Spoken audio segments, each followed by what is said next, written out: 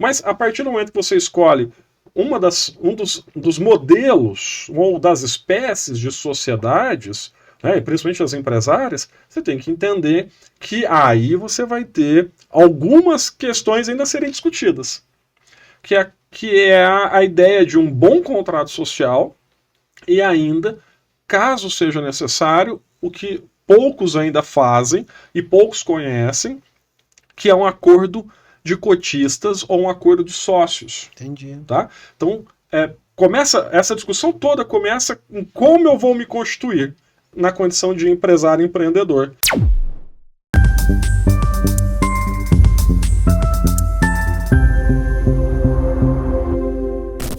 Olá a todos, sejam muito bem-vindos a mais um episódio da TV Assir.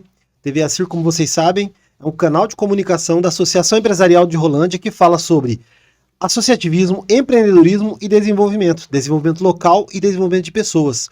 Hoje, na minha companhia aqui na mesa, eu tenho aqui, mais uma vez, o meu companheiro da diretoria, Rafa Negrão. Tudo bem, Rafa? Olá, Fábio. Bom dia, boa tarde, boa noite, dependendo do horário que você estiver vendo isso aqui. E para não perder aquele costume, é um prazer inenarrável estar aqui participando desse bate-papo aqui entre amigos. Não vai falar isso no final, hein? Já falou uma vez. Você tem direito de falar isso aí apenas uma vez. Pessoal, o episódio de hoje é um pouco mais... Talvez não vai ser tão técnico, mas é muito importante, né? Porque a gente quer falar sobre o papel das relações jurídicas nas empresas. E para isso, nós convidamos um grande parceiro, não só da associação, mas do movimento associativista aqui do norte do Paraná, que tem compartilhado muito conteúdo com a gente, que é o Dr. Elvio. Tudo bem, Dr. Elvio? Tudo bem, Fábio. Rafael, tudo bem? Pessoal da TV Assir, tudo ótimo. Vamos lá, hoje vamos bater um papo, vamos falar das relações empresariais, relações jurídicas e as relações empresariais. Vamos conversar bastante coisa. Temos o quê? 2, 3 horas? Temos mais ou menos isso. Mais ou menos? Então tá bom. Isso. Antes do jantar. Ah, que ótimo. E o jantar no garfo, né? Que bom. Cortesia, né? O patrocinador. Cortesia, patrocinador, restaurante o garfo. É isso aí. O Dr. Elvio está à frente do escritório Freitas Leonardi, né? É um escritório muito importante aqui de Rolândia. E eu falei que ele está participando muito colaborativamente nos movimentos associativistas, porque ele também fez algumas contribuições conosco na CACIMP, que é a Coordenadoria das Associações. Né? Isso mesmo, Fábio. Estivemos lá na CACIMP, falamos um pouco sobre direito tributário, direito societário, ligados realmente a essas questões empresariais do empreendedor. E hoje vamos complementar um pouco mais daquilo que nós já conversamos. Tenho certeza que vai ser de grande valia para todos que vão nos assistir futuramente na TV Assir. Legal, doutor. Dispenso, vamos começar, né? Dispenso, doutor, pelo amor de Deus. Obrigado, Elvio. Por favor. Tá bom. Elvio, é o seguinte, então acho que a primeira pergunta, né, que cabe aqui pra gente começar esse bate-papo é justamente sobre o título desse episódio, né? Uhum. Qual que é o papel, assim, mais importante, né? O pontapé inicial, né, onde entra as relações jurídicas dentro da empresa. Bom, vamos começar do início, então, né? Bem, eu sempre digo que todas as relações societárias, empresariais e econômicas têm um fundo de relação jurídica, sempre. Por que isso? Por que eu digo isso? Porque todas as relações da vida em sociedade, elas são reguladas a partir de uma relação que é jurídica. Queira ou não, nós estamos envoltos delas. No comércio, nós temos aquilo que antigamente chamávamos de atos de comércio. E esses atos de comércio nada são que essas relações jurídicas comerciais reguladas pelo direito. Então veja, toda vez que alguém, uma pessoa pretende iniciar, empreender, isso tudo vai ter em volta dele um emaranhado de regras jurídicas. Regulatórias, por exemplo, uma atividade específica da saúde, e até o início realmente daquela pessoa jurídica, né, daquela atividade empresarial, aquela empresa. Hoje, né, no nosso Código Civil, por exemplo, nós vamos encontrar ali as sociedades empresárias, o que comumente as pessoas chamam de empresa, firma e tudo mais. Né, são as pessoas jurídicas. E aí, por exemplo, a grande maioria das pessoas, os empreendedores brasileiros, utilizam uma dessas sociedades empresárias, um modelo dessas sociedades empresárias, que é a pessoa jurídica da sociedade limitada. Temos outras hipóteses, outras formas, é claro, né, que são um pouco mais complexas, como a sociedade anônima, e também outras mais simples. E aí a gente não está mais falando de pessoas jurídicas, mas sim falando também de atividade empresária regulada, que é do empresário individual e o microempreendedor individual. Então, uma série de circunstâncias, de situações que estão em volta dessas questões jurídicas e que atingem diariamente o empreendedor. Então, ele para começar, inclusive, a empreender, ele tem que escolher uma dessas formas. Então, ele tem que estar bem assessorado ali pelo seu advogado de confiança, pelo contador de confiança, para que ele possa iniciar corretamente. Né?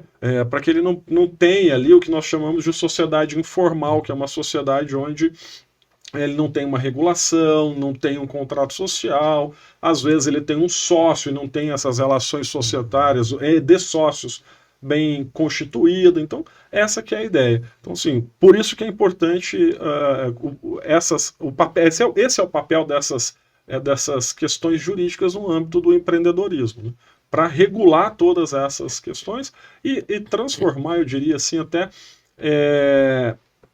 aqueles documentos iniciais que o empreendedor vai ter que se preocupar no grande alicerce dessa relação empresarial, né? Ele que vai dar sustentação para depois ele trabalhar no futuro de forma mais tranquila. Eu vou complementar aqui, né, falando basicamente do microempreendedor, né, o famoso MEI, né, que é o microempreendedor individual. Né, o MEI, ele tem uma característica que, né, obrigatoriamente ele é equiparado, a pessoa jurídica dele é equiparado como se fosse a pessoa física, que a gente chama ele do empresário individual. Né? A gente tem que entender que o empresário individual, quando ele tem um CNPJ, as pessoas às vezes confundem, né, Rafael? É uma pessoa jurídica. Não, ele continua sendo pessoa física. Esse CNPJ é só para fins tributários. Então a gente tem que tomar bastante cuidado com isso, porque isso gera uma responsabilização grande. Eu posso até depois, se você tiver um tempinho, eu posso falar um pouquinho dessas diferenças. Acho que é importante para o pessoal que está empreendendo, que vai começar aí. Exatamente. Porque normalmente o micro, né, a pessoa que está começando, ela só quer se formalizar porque talvez o cliente dele é um pouquinho mais exigente, exige uma nota fiscal, e aí o que normalmente é sugerido que ele comece as suas atividades no famoso MEI. Né? Mas entrando no âmbito jurídico, né? Não na parte tributária, mas no âmbito jurídico, então o MEI, a pessoa física está totalmente envolvida na toda a sua atividade. Então, vamos falar assim, bem simplificado, né? Se acontecer algum erro, né, na tua atividade jurídica, empresarial, empreendedora, né? Às vezes o teu patrimônio na pessoa física que tem ali, se você tem alguma ação, o teu patrimônio físico entra como quitação e garantia no pagamento dessa a famosa responsabilidade. Né? Quando a gente fala em sociedade, empresário individual, que são coisas diferentes, a sociedade, de certa forma, ela nasce justamente para proteger o empreendedor. Entendi. A sociedade empresária nasce justamente por essa questão. Por quê? Porque há uma divisão de patrimônio. Uma coisa é o patrimônio da pessoa jurídica, e a pessoa jurídica, quando a gente fala em empreendedorismo, é uma das formas das sociedades empresárias, né? Ela se constitui daqueles modos, ela serve justamente para alocação de riscos. Ou seja, olha, eu vou empreender a partir de uma pessoa jurídica. Por quê? Porque a responsabilidade lá é da pessoa jurídica e não da pessoa física. De certa forma, eu resguardo o meu patrimônio pessoal. Essa é a ideia de uma forma geral. Tá? Então, assim, quando eu sou empreendedor, microempreendedor individual ou empresário individual, como eu disse, eu tenho um CNPJ só para fins tributários. Eu sou uma pessoa física realizando os atos empresariais, realizando a empresa, a atividade econômica. Tá? Então, se alguma coisa der problema ali naquela atividade, eu, pessoa física, é que vou responder. Já logo de cara.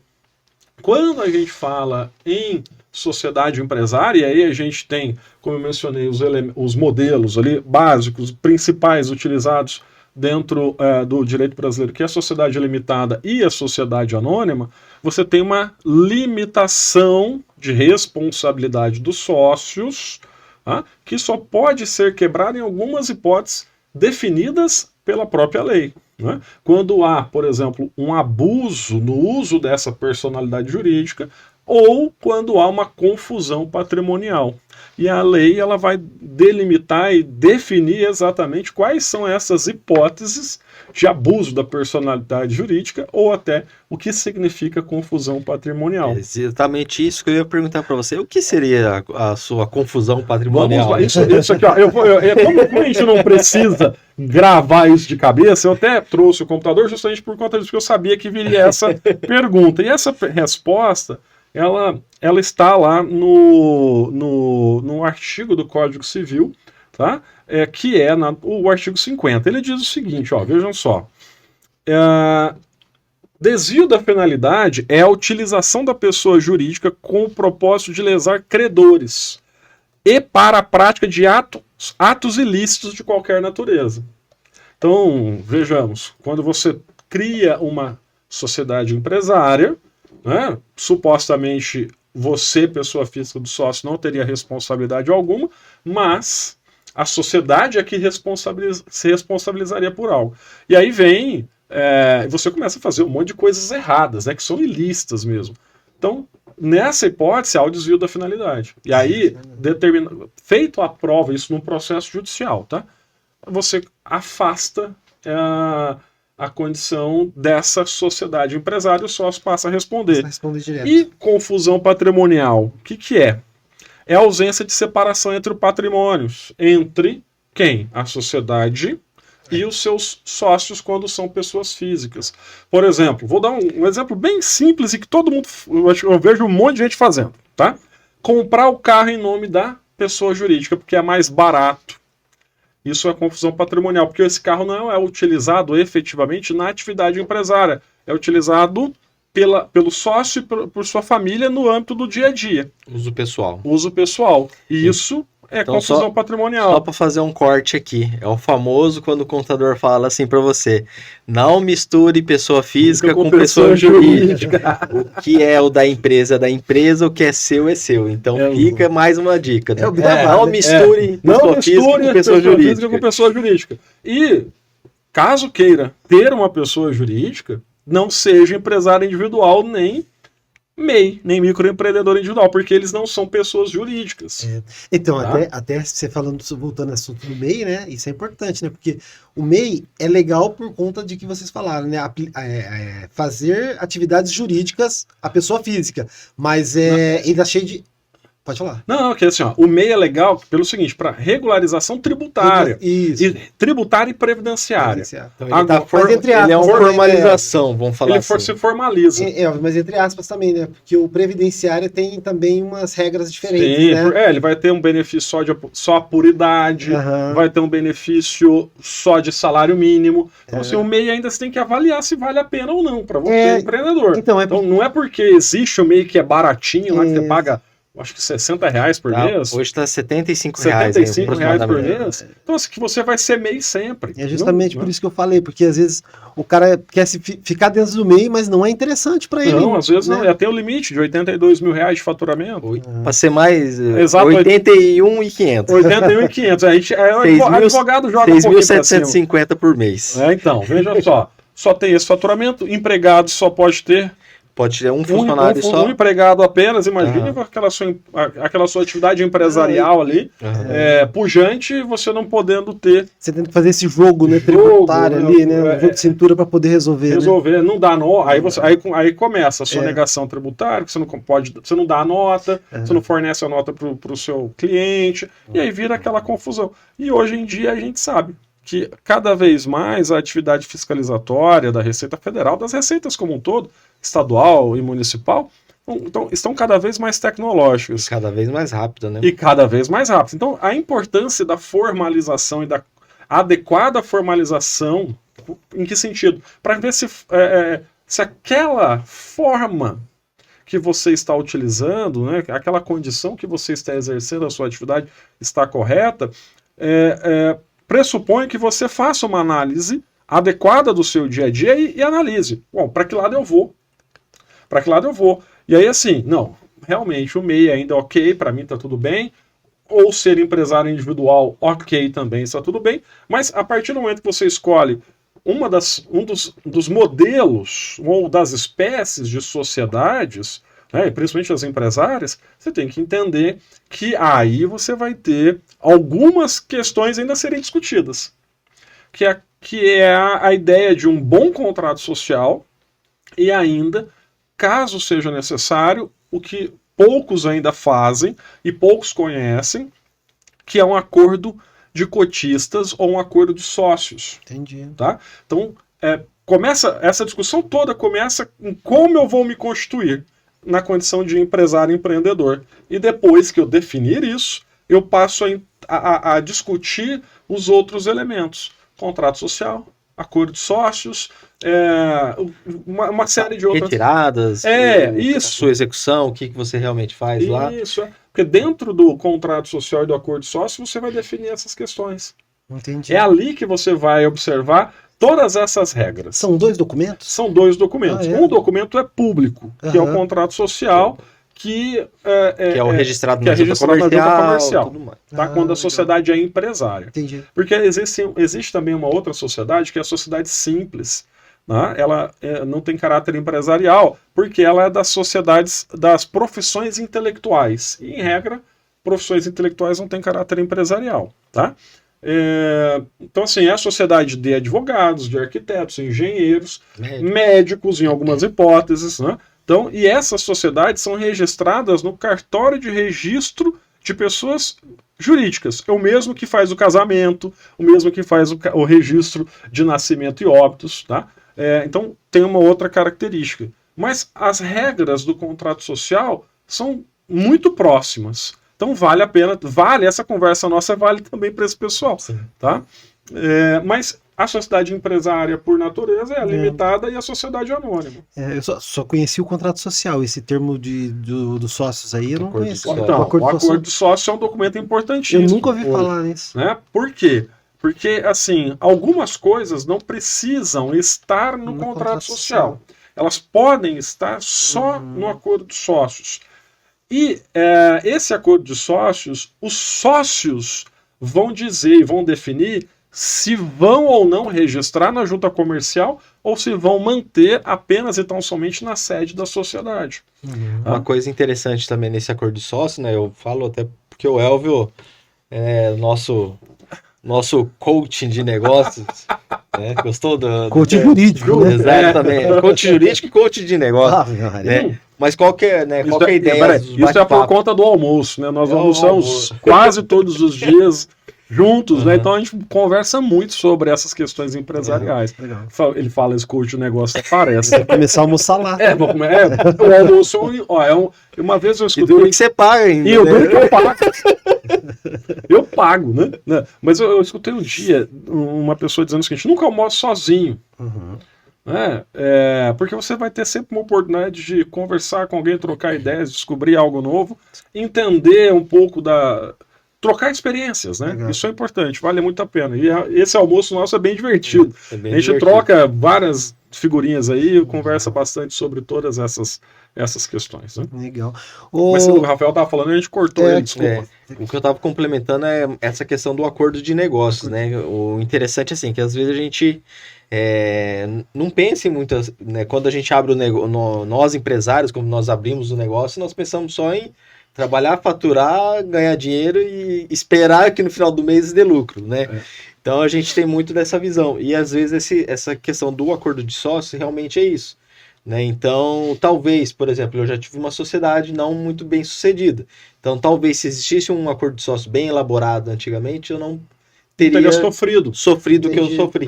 Porque assim, veja que só. Ficar só com o passivo sem o ativo.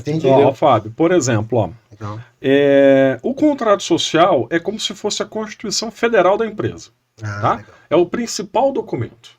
Lá, o que vai estar definido ali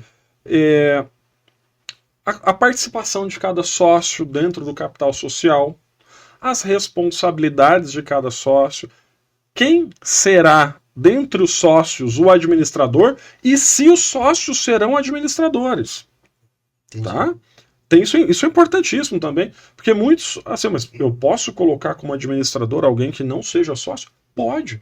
Não tem empecilho, não tem problema nenhum, não tem impedimento nenhum, desde que seja pessoa física, né? Você só não pode ter como sócio administrador uma pessoa jurídica, ok? Aí, Pode ter uma pessoa jurídica sendo Sendo sócio sócio, da outra pessoa jurídica, mas não como mas administrador, não como administrador. tá? Então assim, Só para você saber, a holding Garfo, a holding Garfo é dona do restaurante O Garfo. Entendi. Entendeu? Então, assim, existe toda essa Toda essa instrução. estruturação. Eu ia chegar nisso. O depois, administrador acho que é interessante a gente o falar. administrador do Garfo, né, já que o Rafa Aham. colocou, Não, um exemplo é de o empresa. Rafael. É um exemplo de empresa que se juntou, dentro de uma estrutura de outras pessoas jurídicas. Isso, né? Então, assim, dentro ainda do contrato social, você vai ter ali algumas hipóteses, por exemplo, regras gerais, né, de como vai ser feito a distribuição de eventuais dividendos, qual é o exercício social, o período do exercício social, e depois, no acordo de sócios, você pode definir ali outras tantas coisas. Por exemplo, como como vai ser feita a compra e venda das cotas sociais ou das ações das empresas, quais os prazos de pagamento, como vai ser feita a apuração do valor dessa empresa caso alguém queira sair, caso alguém queira vender. Né? Todas essas discussões societárias podem ser tratadas dentro do acordo de sócios. Você não precisa levar isso no contrato social de forma explícita. Você pode só dizer que as questões relacionadas, por exemplo, à compra e venda de cotas sociais, as questões relacionadas à divisão dos eventuais dividendos, né, a forma como vai ser feito, vai ser definida no acordo. Até na questão, o Elvio pode até complementar, né? Que até a questão de falecimento. Isso que eu ia perguntar agora. Porque apuração de haveres. Isso fica dentro desse documento? Porque você pode colocar no contrato social, né, mas você pode dizer assim, como a definição de algumas questões no contrato social, mas as minúcias você pode colocar no acordo de sócio. Entendi. Como, por exemplo, quantidade de prazo para pagamento dos haveres de alguém que falece, né? Vai ser quem vai assumir, quem no vai caso. assumir, né? Assim, normalmente essa questão da administração escalonada, eu particularmente costumo colocar no próprio contrato. Por exemplo, a administração vai ser por fulano de tal. Caso falte, seja destituído, caso faleça, caso se torne incapaz, a administração vai ser do fulano. Né, do outra pessoa. Então, assim. Você já indica uma pessoa? Já no posso contrato indicar, social? no próprio contrato social. Então, é possível fazer isso. É uma série de situações. É que a gente está muito acostumado, e aí, assim, né, Rafa, o pessoal está muito acostumado com aquele modelo da junta comercial. É o famoso modelo padrão da junta comercial Padrão, que normalmente os contadores utilizam. Entendeu? Então, assim, quando é feita a alteração de contrato. Ou a criação mesmo, né? Sei lá, talvez acho que 90% das pessoas, o contrato social é feito no escritório de contabilidade, né?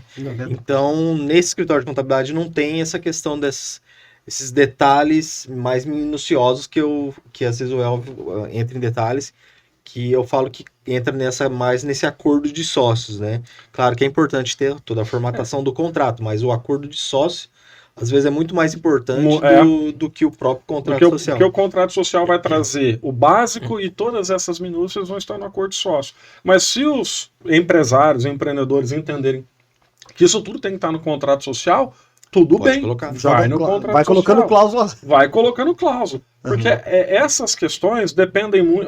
Dependem não, mas elas são muito mais ligadas a uma questão de segredo comercial.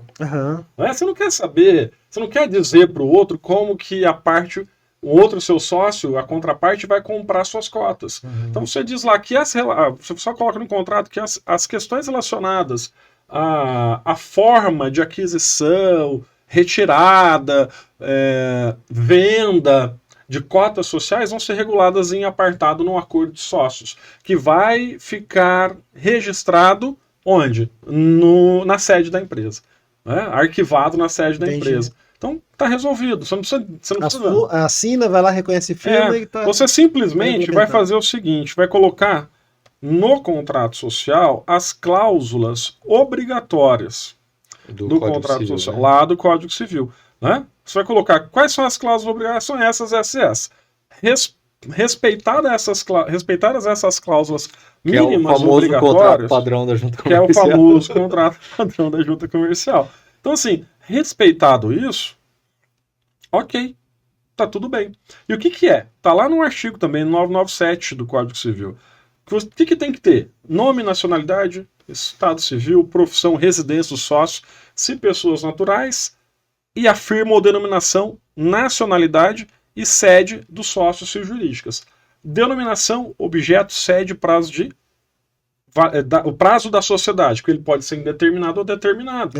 Pode ter um objeto específico, uma sociedade criada simplesmente para a construção de um prédio, por exemplo. Tá? É a SPE, a famosa SPE. Sociedade de propósito específico. Entendi. Tá? Por exemplo, você aqui, Fábio, a sua agência de marketing, né? Vai cobrir a Copa do Mundo. Você pode fazer uma SPE, um consórcio, né? São duas hipóteses, com uma outra agência de marketing para cobrir aquele evento. E unicamente. Terminou aquele evento, a sociedade é desfeita automaticamente. Olha que interessante. Né? Acabou. Então, assim, o capital, isso é importante da sociedade, o capital social, né? O que os sócios vão contribuir, e essa é a obrigação principal dos sócios, o que eles vão contribuir, tá, para a sociedade, isso em moeda corrente, né, mas só que assim, é expresso em moeda corrente, mas ele pode, por exemplo, ser integralizado com um telefone desse. Entendi. Um computador, um carro, um imóvel, não é? Entendi. Não tem problema. Só expressa o valor, né? Só expressa o valor, exatamente, né? A cota de cada sócio, ou seja, a quantidade de cotas de cada sócio, as prestações que os sócios se obrigam quando é uma sociedade de serviço, é uma sociedade simples, não é o caso da sociedade empresária, porque na sociedade limitada eu não posso ter prestação para integralização do capital social em serviços, tá? Tem que ser em dinheiro, ou algo que expresse dinheiro. Você pode até parcelar, né? O investimento. Pode parcelar. Você montou 20 mil reais em 10 parcelas de 2 mil reais. Não tem problema. Não precisa você colocar o dinheiro. A gente pensa que é tudo engessado, né? Não, você pode montar a empresa sem dinheiro nenhum. Pode, zero. Eu vou na loucura, vamos criar uma empresa. Tá? As pessoas incumbidas da administração, você tem que estar lá no contrato, e se você falar, você também pode colocar assim, que a sociedade vai eleger um administrador não sócio, que não é sócio, pode também, né? E como vai ser a participação dos sócios nos lucros e nas perdas, e se eles respondem ou não de forma subsidiária pelas obrigações societárias. Porque tem sócio cotista, né? Tem isso aí. Todos são sócios cotistas. Tá, mas tem o que retira, tem retirado, outro para ser. Esse é o administrador, que pode ser sócio ou não. Entendi. Entendeu? Então, assim, porque as pessoas confundem muito essa questão do administrador com o sócio. O administrador pode ser sócio, mas não necessariamente. E ele consta no contrato social por qual motivo? Quem? O administrador. Porque ele representa a empresa. Ele que assina pela empresa. É ele que responde pelos atos da sociedade. O sócio, as pessoas. Vamos imaginar aqui nós três. Tá? Vocês dois criam uma empresa. Vão criar lá a pessoa jurídica. E vocês me contratam como administrador. Entendi. Eu vou ser remunerado para ser o administrador. Vocês não precisam aparecer na empresa. Legal. O prolabore é dele. Prolabore. E aí a minha remuneração do administrador é por prolabore. Tá? Eu vou administrar, eu tenho que prestar contas aos sócios, eu que cuido da empresa. E aí vem aquela outra história, né? Pô, eu sou sócio, só eu que trabalho e meu outro sócio não trabalha. Não tem obrigação nenhuma. Se você não colocou no acordo de sócios quais seriam as funções de cada sócio e deixou livre sem nada, qual que era a obrigação dele? colocar o capital. Colocar o capital. Para formar o capital social inicial, mais nada. Uhum. Ele não tem obrigação nenhuma. E aí, mas eu sou o administrador, então você assume um outro ônus e vai ser remunerado, portanto. E ele vai ter direito aos os lucros, se tiver, da mesma forma que eu, identicamente. Se você não colocar e negociar uma coisa importantíssima, que é a divisão desproporcional dos dividendos. Mesmo que vocês tenham a mesma quantidade de cotas. Pode estar descrito lá. Você pode definir a distribuição desproporcional e dizer que os requisitos para essa distribuição desproporcional vai estar onde? No acordo de sócios. Viu a importância do acordo de sócios? É ali. E o que a gente mais vê hoje é que o empresário, o empreendedor, eles deixam de lado isso tudo. Eles não pensam, e é por isso que dá confusão. Eu tenho algumas ações lá de dissolução dessas empresas, ações propostas por sócios que acabam brigando, né, querendo a sua parte da empresa, sair da retirada, né, e aí vira aquela confusão. Porque você não negociou antes, você não criou a forma pelo qual essa empresa vai ser desfeita, inclusive. Né? O doutor, doutor não, isso, obrigado. Obrigado por essa parte. E se, por exemplo, funções administrativas... Sim, né? É do administrador. Então, mas tudo bem, mas tem um sócio lá que tem as funções administrativas, vai estar descrito lá no contrato. Aí ele é responsável pelo administrativo e pelo financeiro, por exemplo. Ele vai receber um prolabore. Tudo bem, mas se ele fizer alguma coisa errada, o sócio que não é administrador está protegido pelo contrato? Isso é importante. Porque é o seguinte, veja, alguns sócios atuam na atividade, né? E aí você tem o sócio administrador e tem o outro sócio que está atuando na empresa, mas não é administrador e ele recebe um prolabore. Tá? As ações de cada um dos sócios, elas são, vamos dizer assim, a responsabilização é individual nessas questões. Por quê? Você exerceu o capital. Porque o sócio cotista, o sócio que não trabalha, o sócio que só é sócio, ele tem a sua responsabilização ligada à questão do capital social. Essa é a ideia inicial, tá? E o que acontece quando alguém faz ou pratica atos que ultrapassam os seus poderes? Seria esse caso. A responsabilidade, em regra, ela vai ser individual. Inclusive, a própria sociedade teria uma ação, caso seja condenada a pagar algo para alguém, contra esse sócio. Tá? E o administrador também. É possível você, inclusive, destituir o administrador. Entendi. Então, é possível, então, que a empresa faça uma ação contra o sócio, inclusive para proteger a empresa, né? Inclusive se ele for administrador, se ele cometeu atos que estavam fora dos seus poderes. Então, assim, há uma discussão boa nesse assunto aí. Legal.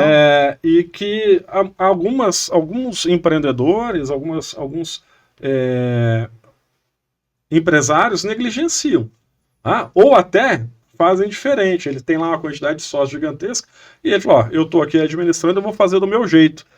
E aí esquece que pode um dos sócios exigir dele contas, prestação de contas. E aí vira aquela confusão. E se está num contrato ou num acordo, não, acabou, né?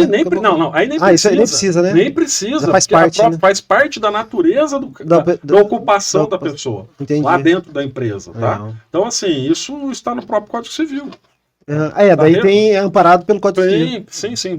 Quando você coloca no acordo, o que é legal do acordo, ou dessas questões, dessa natureza aqui, dessas sociedades, ou do direito civil em si, é que você tem uma base mínima dentro do Código Civil. Se você não regular nada, tá? Vai ter o Código Civil para te ajudar. Entendi. Vou dar um exemplo aqui bem bobo. Tá? Uma coisa que deve estar no contrato social ou no acordo de sócios. Decisões assembleares ou em reuniões de sócios. Veja. Não fala uma coisa difícil. Não. Falar uma coisa reunião difícil. assembleária é uma reunião. decisões assembleares, porque assim, ó, Na verdade, só para quebrar um pouquinho o gelo. Quebrar o gelo. é, No uma, sentido assim, que, né, que na verdade a dificuldade do empreendedor, do empresário numa sociedade, talvez já é fazer essa reunião, e essa reunião é importantíssima. não sei, ou trimestral, que seja, ou que seja Não. bimestral, ou que seja mensal. Essa né? reunião é importante. Então- Uma é obrigatória, as outras não, tá? Uma é obrigatória até o final do 4º mês do ano seguinte, ao final do exercício social. Que, em regra, as pessoas colocam dia 31 de dezembro. Então você tem que fazer uma reunião, Que é o famoso encerramento encerramento do balanço, prestação de contas do administrador e tudo mais. Só que assim, veja, vamos nessa reunião, tá?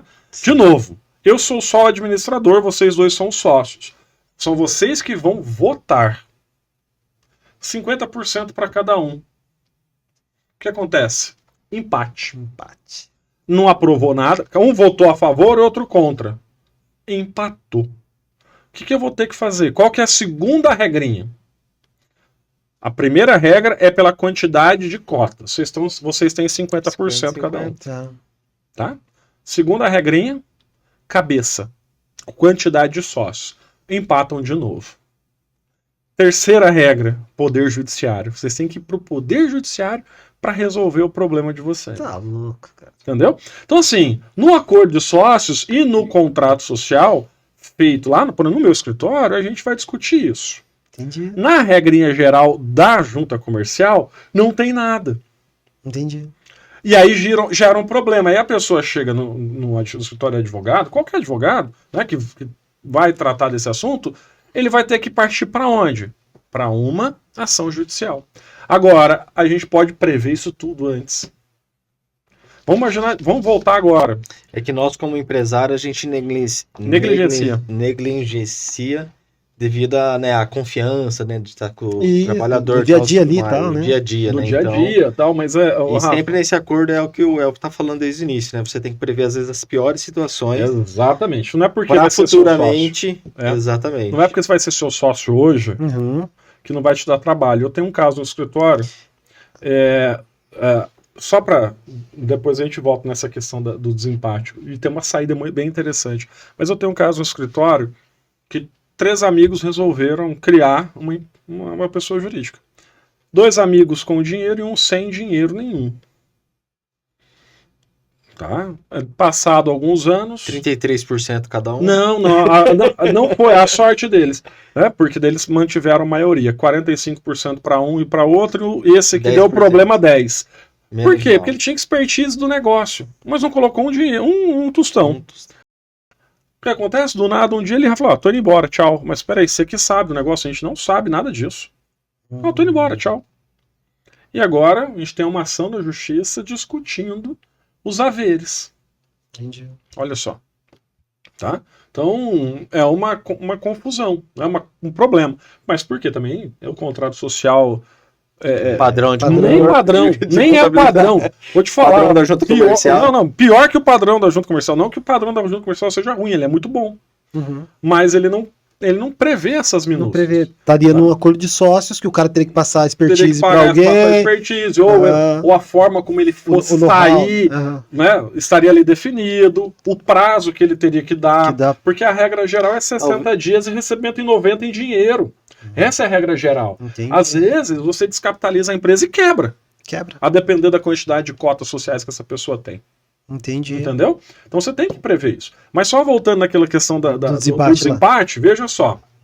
Fábio, Rafael, aí você fala assim pro Rafael, eu vou ter 50%, mas eu vou trazer o meu irmão, o Flávio, para ser sócio aqui. Então vai ser 25 meu e 25 do Flávio, 50 para você.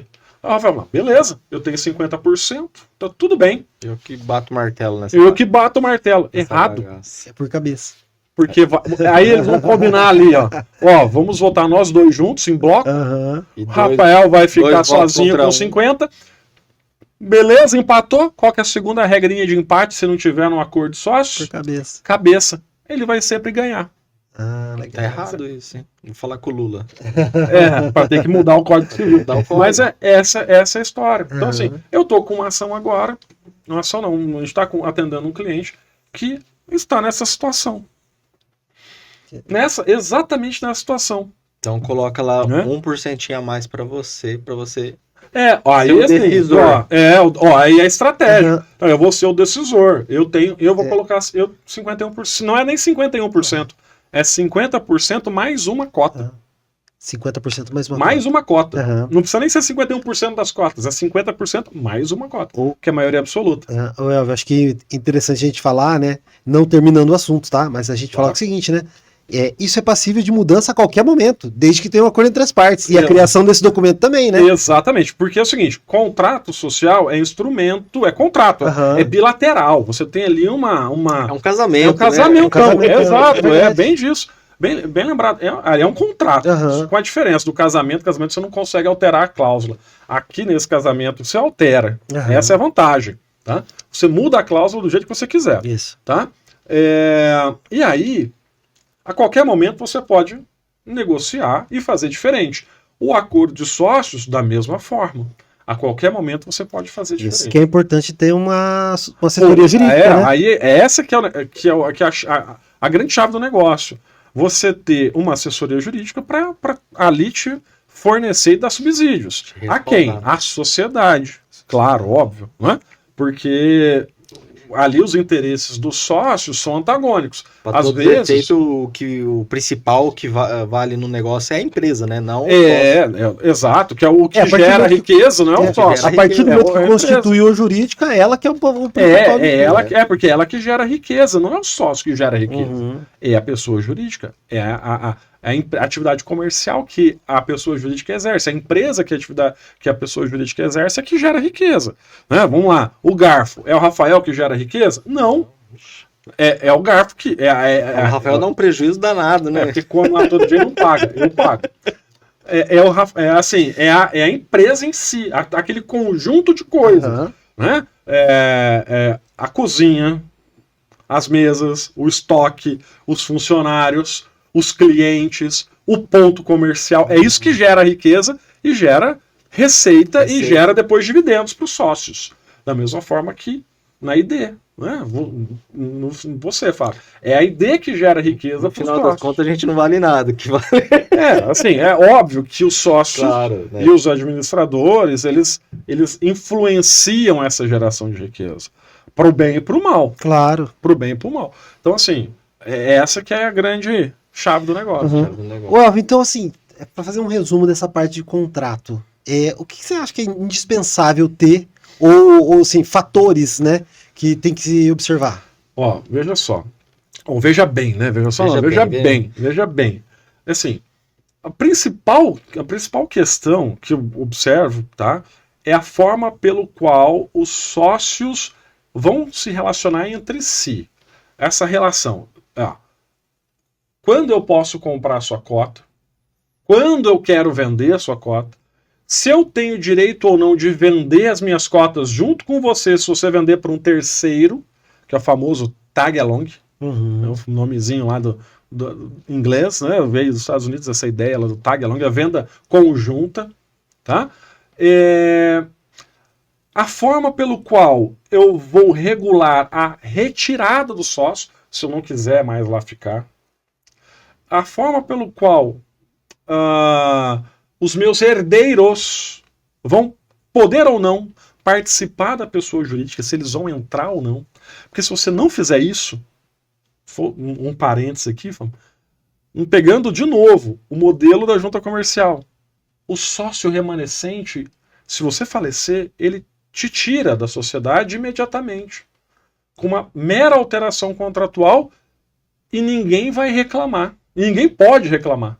Está na lei. E no contrato social. Se o sócio remanescente não quiser, ele tira o sócio falecido e os herdeiros vão ter direito apenas aos haveres. Ou seja, ao valor que a empresa tem. E aí também é importante definir, no contrato social ou no acordo de sócio, como fixar o preço, o valor de mercado da pessoa jurídica, o famoso valuation. Valuation. Tá? Por quê? E como ele vai ser pago? Porque, assim, a depender da situação, você pode definir de forma diferente. Por exemplo, na retirada é de um jeito, no falecimento é de outro jeito, Na hipótese em que o sócio se tornar incapaz, é de outro jeito. Na hipótese de um dos sócios, que um dos sócios seja casado, tá?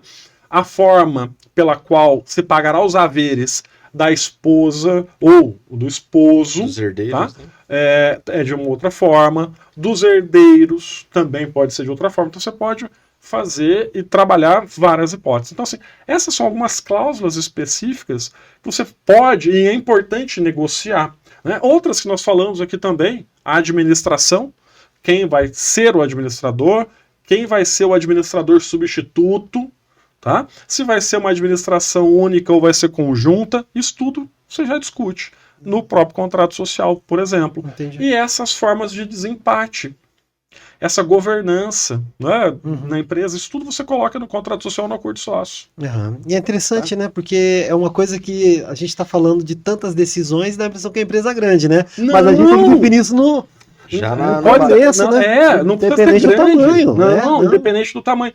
E aí, assim, eu vou te dizer o seguinte. Eu acredito que hoje o pessoal já começa a ter uma conscientização, às vezes eu acho que pelas informações que temos a internet, né, que hoje tá tudo muito tá mais tudo lá. fácil, né? Então acho que isso vamos falar assim, parece que isso é coisa só de empresa grande, né? Não. Mas é uma coisa que hoje é muito mais acessível para nós, microempreendedores, né, ou pequenos empreendedores. As empresas de pequeno porte, as microempresas, isso tudo serve também Também. para essas empresas. Isso aqui não é um privilégio de grandes empresas. E quanto mais o empreendedor entender que ele tem que observar isso desde quando ele é pequeno, ele vai crescer com... É muito importante porque ele vai crescer com sustentabilidade. Eu tenho certeza absoluta disso, que ele vai crescer muito melhor. E a pessoa que for ser sócia dele vai entender e vai observar que, aqui pelo menos é organizado, não é de qualquer jeito, né? Então eu tenho que observar essas regras. Eu vou vender uma cota, mas eu tenho que aderir ao acordo de sócios. Isso. Então, tá ali, o acordo de sócios tem isso, ok? Você aceita? Ok? Tô aqui. Então a solução é essa. Tá aqui. Simples assim. Então, essa é uma das Porque tem empresa que o cara fala, vou vender minha parte pro Elvio. E o Rafael pode aceitar ou não. Aí vai pro civil daí. Vai entrar pra discussão. Vai entrar pra discussão. Isso. Não, é que assim, a regra é que entre os sócios, vocês podem vender sem precisar da anuência de ninguém. Para vender para terceiros, há necessidade da anuência de uma quantidade mínima de sócios, né, do capital social. Então, essa é a regrinha. Até porque também precisam assinar, né? Tem que estar todos de acordo, né? Algumas hipóteses para assinar. Decisões ou contratos sociais, quando aquele que não concorda não faz parte do quórum, ou seja, eu preciso daqui de maioria absoluta para alterar o contrato social. Eu tenho 60% do contrato social, do capital social, perdoe-me. Eu altero sozinho. Você que tem 40%, não precisa assinar. Eu tive um caso que o cliente tinha 50,5% das cotas sociais. Aí ele, eu preciso alterar o contrato social e o sócio mora longe, em tal lugar, Porto Alegre, tal, não sei o quê. Tá difícil de encontrar o cara. Eu falei, e o que tem? Faz a alteração, você tem a maioria absoluta, você tem 50% mais uma cota e pronto. Mas ele não precisa assinar? Eu falei, não, porque a gente falou isso. Da mesma forma, uma outra situação aqui de retirada de sócio. Né? Esse ano a gente fez 2 retiradas de sócios falecidos. Essa hipótese aqui. Também em que contratos sociais continham aquela cláusula padrão da junta comercial. Uma dessas situações, o contador falou assim para ele, a empresa está com as contas bloqueadas porque a pessoa era administradora. Então ele não está conseguindo fazer nada. E faleceu o administrador e que era sócio. Falei, e o que tem? Faz alteração contratual e tira o cara. Não, mas tem que ter inventário, tem que ter não sei o quê, tem que ter alvará judicial. Falei, não, deixa eu ver um negócio aqui. Me dê a cláusula. Tá vendo aqui, fala que o sócio remanescente, caso queira, pode recusar a entrada dos herdeiros. Simples. Se você vai fazer um balanço de determinação, para definir qual que é o valor da empresa na data do falecimento e vai pagar os herdeiros, vai colocar à disposição dos herdeiros o dinheiro, o valor. E deixa lá para discutir E também. deixa, se quiser discutir, depois discute. E a empresa vai operar. Vai trabalhar. O importante é a empresa estar em funcionamento. Está em funcionamento. Esse ano eu fiz 2. Assim, que os contadores chegaram meio assim, e agora o que eu faço? Simples, isso. Entendi. Né? Que não é muito comum, né? Não é muito comum, exato. Porque o que acontece? Morreu, qual é a primeira ideia? Morreu, fazer inventário. Tem que fazer inventário. E não precisa. Agora tem as holding, né? Cara, então, para fechar, tá? Eu acho que vamos não lá. vai ficar muito grande isso aí também, né? Não tem problema. E vale a pena. Não, tem problema porque o espectador, às vezes, Às vezes o espectador cansa, né? Mas não gosta. Cansa da sobremesa. Não, 3 marmanjos feios assim. Não, ia falar justamente sobre a holding, né? Uhum. Então, por exemplo, o cara tem 2, 3 empresas ali, tem um patrimônio pessoal e tal. Fala um pouquinho sobre isso, a importância disso, como isso pode favorecer ou não, e até a aplicação de tamanho de patrimônio ou não, né? Então, veja só, Fábio, originalmente o que é a holding? A holding é uma empresa, é uma pessoa jurídica que tem como objeto social a participação em outra pessoa jurídica. Hoje o nome holding virou moda, né? Virou moda e a coisa tem se desenrolado na internet até com conceitos bem equivocados, tá? Então, assim, holding é uma pessoa jurídica que tem como objeto social participar de outras empresas, né? Ser dona das ações ou cotas sociais de outras empresas. É isso. Mas hoje fala em holding familiar, holding imobiliária, holding patrimonial. Holding patrimonial. Isso tudo vamos dizer assim, eu até brinco, né? Virou commodity, é uma commodity. Então, para chamar de holding, tudo aquilo que seja interessante. Holding médica, tem isso, né? Entendi. Eu falei, não tem nada a ver. Então, holding é isso. Mas a holding, a pessoa jurídica holding, ela tem uma função importantíssima no planejamento e na organização empresarial. Por quê? Ela, em regra, ou como regra, ela é uma controladora das outras pessoas jurídicas que nós chamamos de operacionais, que são aquelas que exercem efetivamente uma atividade econômica. Vou pegar o garfo de novo. O Rafael colocou aqui que tem a holding garfo. Sim, a holding garfo é uma pessoa jurídica que controla as operações do restaurante O Garfo, que é uma outra pessoa jurídica. Mas a partir dessa pessoa jurídica, holding, ela pode estabelecer outros braços para melhor regular a administração dos negócios empresariais. Vamos sair do garfo um pouquinho, vamos pegar uma empresa, por exemplo... Por favor.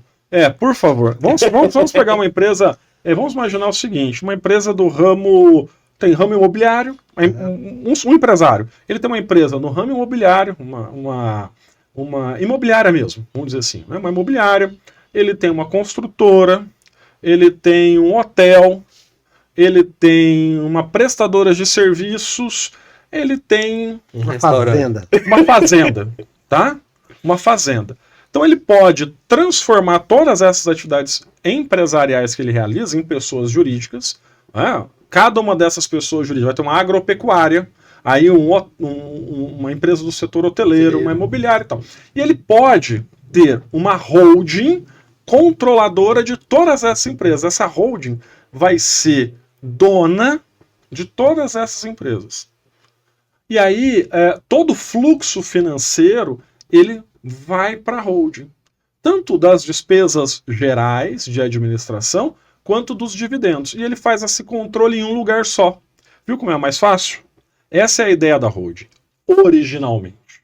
Essa é a ideia da holding. Tá? Agora, quando que eu posso fazer isso? Eu posso fazer isso quando essas empresas operacionais, essas pessoas jurídicas, melhor dizendo, operacionais, que exercem atividade econômica, não estão no Simples Nacional. Porque eu tenho uma proibição legal de que as empresas do Simples Nacional, no regime tributário do Simples Nacional, tenham como sócios pessoas jurídicas. Então, aqui embaixo eu tenho... Em resumo, se o sócio da pessoa jurídica for uma pessoa jurídica, ela não pode estar no Simples Nacional. Então, eu tenho que ter essa noção, porque aqui, então, eu tenho que ter uma atividade, tá, que não vale a pena estar no Simples. Entendi. Ou Tá? já tem outros requisitos, né? Ah, Faturamento. sim, tal, faturamento, o faturamento passou lá do limite legal, né? Então, é isso, tá? Agora, Elvio, olhando para um outro lado, eu tenho a minha empresa lá, sou sócio de uma pessoa jurídica, mas eu tenho 20 imóveis de aluguel na cidade. São na minha pessoa física. Poxa, isso tributariamente é ok? Talvez não. Talvez sim. Talvez sim. Então você tem que fazer uma avaliação. Mas veja por outro lado. Eu disse no começo que a pessoa jurídica é um mecanismo de alocação de riscos. Certo? Certo. Então, o que eu posso fazer nessa hipótese? Eu posso tirar esse patrimônio da minha pessoa física, tá? Porque se eu não tirar, ou se eu mantiver esse patrimônio da pessoa física, se der algum problema na minha pessoa jurídica aqui em cima, que eu sou sócio, tá? E ficar demonstrado que eu tenho ali aquele abuso da personalidade jurídica ou a confusão patrimonial... O famoso misturar pessoa física com pessoa jurídica. Exatamente. Os meus bens particulares vão ser responsabilizados por isso, tá? Então, o que eu faço? Eu, observando naquele primeiro momento, tá?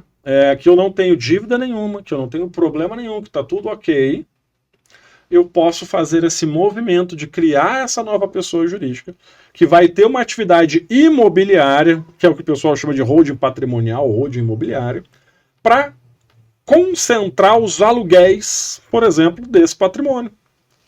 E ainda eu posso, aqui e acolá, na empresa que exerce a atividade econômica, criar ali já alguns requisitos de governança e também eu posso já prever um planejamento sucessório. Entendi. Elvio, e só uma coisa que me surgiu uma dúvida aqui. Então, por exemplo, o Rafael é sócio dos irmãos lá, e eu sou sócio do Rafael numa outra empresa, e vai se criar uma holding. Eu vou lá na ponta da holding também? Na base da societária? Ou a holding pode ser criada por por um movimento que seja do grupo que ele tem mais sócios, por exemplo? Pode, não, qualquer pessoa. Mas, por exemplo, eu estando numa empresa que vai fazer parte dessa holding, Tá. aí eu vou ter uma cota na holding. Não necessariamente. Você pode ficar como sócio pessoa física na operacional. Se vocês definirem, eu tenho clientes assim, tá? Que os sócios, pessoas físicas, eles próprios criaram uma holding para eles e fizeram a incorporação das cotas. Que a gente fala que acaba falando nos bastidores que é holding societárias, né? As holdings societárias, exatamente. Então, assim, eu já tive assim, e aí, para um planejamento de sucessão, o que nós fizemos? Nós criamos uma holding para cada família, e essa holding de cada família também participa da empresa operacional. Ah, entendi. A sociedade vem de baixo para cima. A sociedade de baixo para cima. Então eu tenho 3 sócios, pessoas jurídicas, nessa empresa operacional. Uma, a sociedade em holding dos 2 sócios originários, e cada uma da holding dos sócios familiares, que inclui todos os herdeiros. Por que a gente fez isso? Isso a gente fez há bastante tempo, já tem um tempinho. Até merece uma nova conformação, né? Precisa já fazer uma reavaliação, porque isso foi em 2013, tá? Eu tenho 11 anos. Então, e essa questão dos planejamentos empresariais, a gente tem que estar revisitando sempre, tá? Tem que estar revisitando sempre. Hoje eu já faria diferente, por exemplo. Eu criaria, sim, as holdings familiares, a holding dos sócios, tá? Mas eu transformaria eu colocaria essas 3 holdings em uma holding que a gente dá no nome do escritório de holding master, que é a holding que vai ser sócia dos outros depois. Entendi. E eu traria essa holding aqui para baixo, né? Como sócia nessa empresa operacional. Então, daria para fazer. Mas não obrigatoriamente todos os sócios têm que sair e irem para uma holding. Quando a empresa é grande, vale a pena por conta da organização. Você não tem lá 20, 30 sócios, 10 só, chutei aqui muito alto, mas tem 5, 6 sócios. Você vai ter uma holding único sócio. E todas as discussões societárias vão se dar na holding, isso que é importante. Isso é importante. Ela não vai acontecer na sociedade que é a que vai operacionalizar. Ela vai acontecer na holding. Então, o sócio pode morrer, pode descasar, né? Pode se divorciar, pode ficar incapaz, mas toda essa discussão ela é travada na holding e não na operacional, a que gera o dinheiro para todo mundo. Entendi. Isso que é o mais importante. Tá? Uhum. Isso que é o mais importante. A empresa não para, a atividade empresarial não para. Né? Lá na holding, ela não tem atividade empresarial, porque ela só participa de outras questões. Né? Legal. Então, isso é importantíssimo. E ainda falando, isso é outra que eu estava esquecendo, ia falar, mas Fica à vontade. é que a gente está terminando, mas a gente falou de planejamento, de revisitar o planejamento. Depois a gente pode conversar um pouquinho sobre reforma tributária. E agora é o momento, né? 2023 está chegando. Possivelmente, a gente vai. Nós teremos 33, né?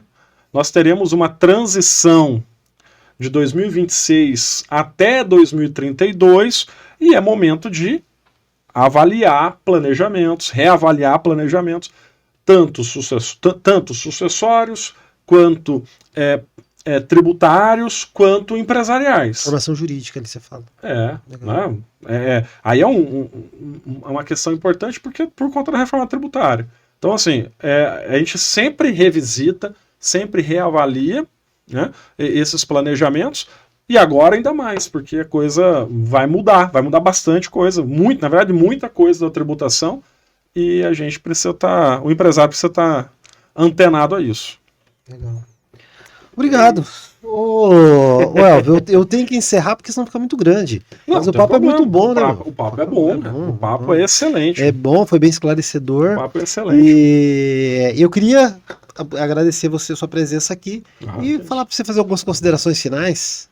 Bom, eu que primeiro, queria agradecer a Cira, você, Rafael, pela oportunidade de estar aqui com vocês, né, conversando, batendo papo sobre tema importante aí para o empreendedor, para o empresário.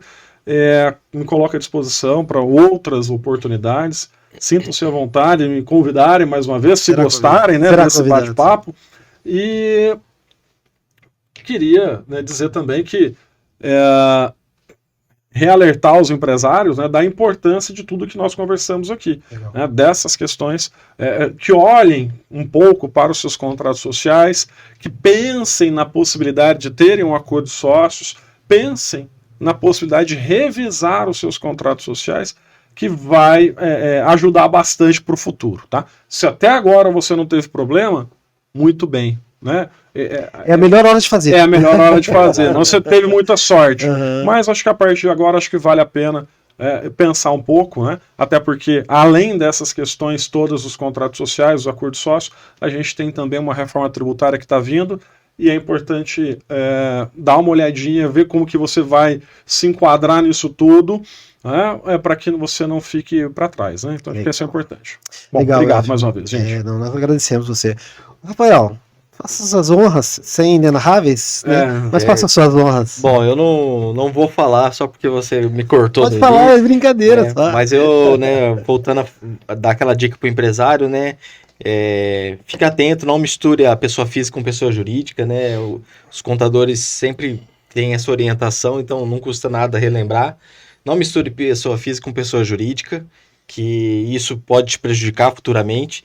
E mais do que nunca, escute essa palavra que foi para você, sei que está tudo bem na sua empresa, né? Procure o contador ou procure que ele vai fazer esse elo com o advogado para que você faça esse acordo de sócio, que acho que é muito importante, e já pensando no futuro aí, tão próximo, que é a reforma tributária. É isso aí. Legal.